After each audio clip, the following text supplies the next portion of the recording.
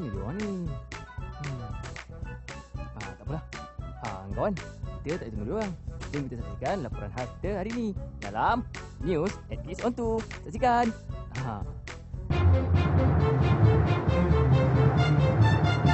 News at Kids on 2. Bertemu kembali di News at Kids on 2. Topik kita hari ini, alasan atau terlupa. Kawan-kawan, pernahkah kawan-kawan terlupa menyiapkan kerja sekolah atau terlupa membawa buku yang dipesan oleh guru? Kru News at Kids on 2 sempat menemui beberapa orang daripada kawan-kawan kita bagi mengetahui apakah alasan yang sering mereka gunakan apabila berhadapan dengan masalah terlupa.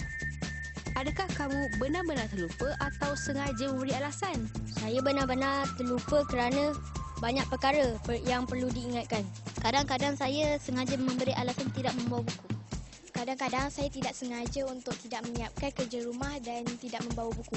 Apakah alasan yang kamu berikan kepada guru apabila terlupa menyiapkan kerja sekolah atau terlupa membawa buku?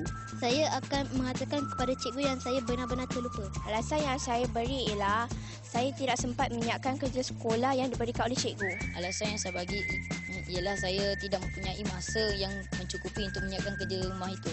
Saya akan memberikan alasan saya mengikuti kelas tambahan. Apakah hukuman yang pernah kamu terima akibat terlupa membuat kerja sekolah ataupun terlupa membawa buku? Berdiri di luar kelas. Saya akan dihukum berdiri di atas kerusi. Tulis perkataan saya tidak akan lupa lagi sebanyak 100 kali di papan hitam. Cikgu akan menyuruh saya membuat kerja sekolah di koridor sekolah. Cikgu memberi hukuman dengan menyuruh saya menyiapkannya di koridor. Hukuman yang diberi adalah sebagai pengajaran supaya kita semua lebih berhati-hati. Apakah alasan yang selalu digunakan oleh para pelajar apabila lupa membawa buku? Terlupa jadual, tersilap jadual dia kata. Contohnya hari tu hari Senin dia bawa jadual yang hari Selasa.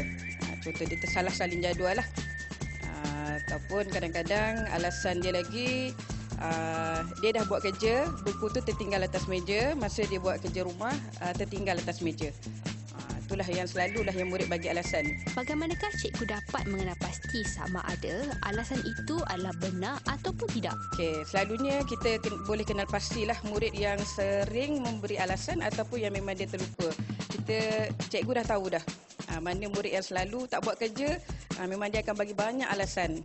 Yang murid yang jarang yang dia tertinggal buku, itu kita percaya. Okey, atau lagi satu cara yang kita boleh kenal pasti, kita suruh dia buka beg dia.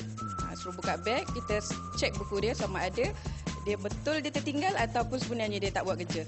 Apakah tindakan yang telah atau akan diambil bagi mengatasi masalah ini? Sekali kita bagi nasihat kat murid, kita ingatkan dia balik semula tentang tugas dia, peranan dia sebagai murid, tanggungjawab dia sebagai murid.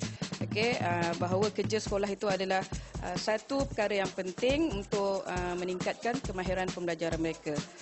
Okey, kemudian alternatif lain yang cikgu boleh bagi adalah seperti kita bagi motivasi dengan bentuk macam kita bagi hadiah ke.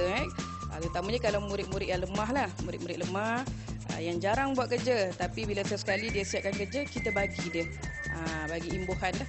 Contoh, bagilah apa-apa dia, pensel ke, bagi gula-gula ke. Okey.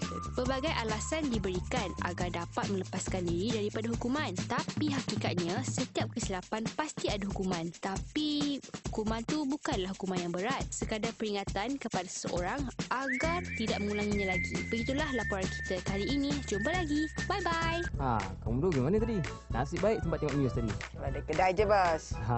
Sudahlah. Sekarang ni, jom kita teruskan dengan rancangan seterusnya. Saksikan.